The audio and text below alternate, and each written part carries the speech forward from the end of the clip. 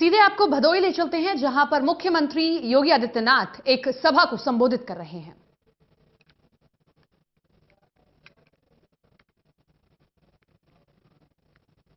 जो भी नकारात्मक शक्तियां विपक्ष के नाम पर आई हैं, ये सब की सब उड़ती हुई दिखाई देंगी। इसमें कोई संदेह 4 चरणों के चुनाव ने साबित कर दिया है। भाइयों बहनों, अगर हम देखेंगे तो पूरे देश के अंदर और पूरी दुनिया के अंदर 5 वर्षों में मोदी जी ने भारत का सम्मान दुनिया के अंदर बढ़ाने का कार्य किया, तो भारत की आंतरिक और बाह्य सुरक्षा को भी पूरी दृढ़ता के साथ मजबूती करते हुए भारत के अंदर इंफ्रास्ट्रक्चर डेवलपमेंट के बड़े बड़े प्रोजेक्ट जिस तेजी से आगे बढ़ाए हैं, और लोक कल्याणकारी योजना में आप देखेंगे कि पहली बार आजादी के बाद आम जन को बिना भेदभाव के शासन की योजनाओं का लाभ मिलता हुआ दिखाई दिया है। 5 वर्ष में 1.5 करोड़ गरीबों को मकान मिलना, 4 करोड़ गरीबों को सौभाग्य योजना में निःशुल्क विद्युत का कनेक्शन मिलना, 4.5 करोड़ श्रमिकों को प्रधानमंत्री श्रमयोगी मानधन योजना के अंतर्गत आच्छादित करके 3,000 रुपये मासिक पेंशन की व्यवस्था करना, 7 करोड़ गरीब महिलाओं के लिए प्रधानमंत्री उज्ज्वला योजना में निःशुल्क रसोई गैस का कनेक्शन देने की बात हो, या फिर 9.5 करोड़ गरीबों के लिए एक शौचालय उपलब्ध करवाने की व्यवस्था, 12.5 करोड़ गरीब लघु और सीमांत किसानों के लिए 6,000 रुपये सालाना मानधन देने की व्यवस्था हो, या फिर 15 करोड़ से अधिक नौजवानों को प्रधानमंत्री मुद्रा योजना, प्रधानमंत्री स्टैंड अप और प्रधानमंत्री स्टार्टअप योजना के अंतर्गत आर्थिक स्वावलंबन की ओर अग्रसर करने का बात हो, या 37 करोड़ गरीबों को बैंक में खाता खुलवाने, और भाइयों बहनों यही नहीं, 50 करोड़ गरीबों को 5 लाख रुपए सालाना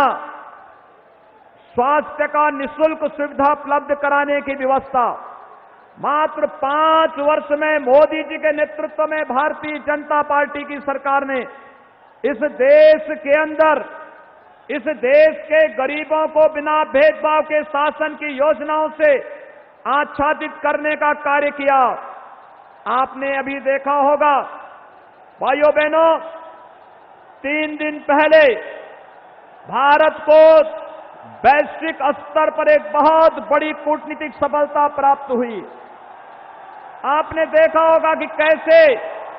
भारत का मोस्ट वांटेड जय सरगना अजहर मसूद को यूएन सिक्योरिटी काउंसिल ने वैश्विक आतंकवादी घोषित करके उसके खिलाफ कार्रवाई प्रारंभ की है। जो कार्य 10 वर्षों से नहीं हो पाया था, आज प्रधानमंत्री मोदी जी के कूटनीतिक प्रयासों से वैश्विक स्तर पर भारत को वह सम्मान प्राप्त हुआ है, और यूएन सिक्योरिटी काउंसिल के द्वारा अजहर मसूद को वैश्विक आतंकवादी घोषित करना इस बात को साबित करता है कि भारत दुनिया के अंदर अब अपनी ताकत का एहसास करा रहा है, और इस ताकत का एहसास अब यूएन सिक्योरिटी काउंसिल से जुड़े हुए जितने भी देश हैं, इन किसी भी देश की यात्रा अजहर मसूद नहीं कर सकता। आज दुनिया के अंदर किसी भी उन देशों से कोई चंदा या अपराधी नहीं प्राप्त कर सकता, और यही नहीं, यह आतंकवादी जहां कहीं भी होगा, इसकी संपत्ति दुनिया के अंदर होगी, इन देशों में इसकी संपत्तियां जब्त होंगी। यह भारत की बहुत बड़ी सफलता है, और सफलता के साथ ही आप ये मान करके चलिए कि ओसामा बिन लादेन की तरह अजहर मसूद की भी उल्टी गिनती अब प्रारंभ हो जाएगी और इस बात को साबित करेगा कि आने वाले समय में भारत से आतंकवाद के खिलाफ की जो लड़ाई है, यह लड़ाई दुनिया के अंदर भी भारत ही नेतृत्व करता हुआ दिखाई देगा। एक तरफ भारत की सफलता, दूसरी तरफ अजहर मसूद को वैश्विक आतंकवादी घोषित होने पर भी विपक्ष को अच्छा नहीं लगा है। आपने देखा होगा कि हर एक बात को लेकर के सरकार पर आरोप प्रत्यारोप करने वाले राहुल गांधी का बयान नहीं आया है। आखिर हम पूछना चाहते हैं कांग्रेस नेतृत्व से, हम पूछना चाहते हैं सपा बसपा गठबंधन से कि इन आतंकवादियों के प्रति इनकी सहानुभूति आखिर क्या साबित करती है। भाइयों बहनों, आज भारत का दुनिया के अंदर सम्मान बढ़ा है। मैं आपसे पूछना चाहता हूं कि भाइयों बहनों, पहले की तुलना में आज आपको शासन की योजनाओं का लाभ युद्ध स्तर पर मिलना प्रारंभ हुआ है और आज इन्हीं योजनाओं का परिणाम है पूरे देश के अंदर एक ही आवाज है, वह आवाज है मोदी मोदी मोदी की। और उस आवाज के साथ आपको जोड़ने के लिए आज हम सब यहां पर उपस्थित हुए हैं। मैं आप सबसे अपील करूंगा, भारतीय जनता पार्टी ने भदोही लोकसभा सीट से श्री रमेश चंद्र बिंदु को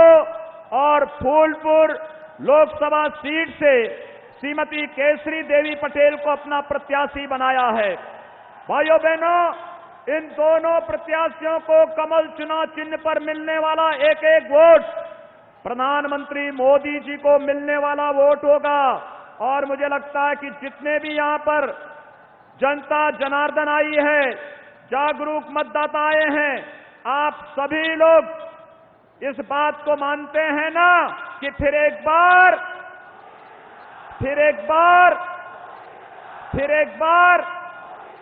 मोदी सरकार, तो मोदी सरकार फिर एक बार और आनी है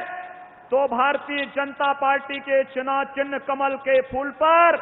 भारतीय जनता पार्टी को चुनाव जिता करके भेजिए। यही अपील करते हुए आप सबके प्रति मैं अपनी शुभकामनाएं। तो योगी आदित्यनाथ को आप सुन रहे थे, जो यूएन ने मसूद अजहर को वैश्विक आतंकी घोषित किया है, वो मुद्दा भी यहां पर उठाया और एक बार फिर से नारे लगवाए कि फिर एक बार मोदी सरकार।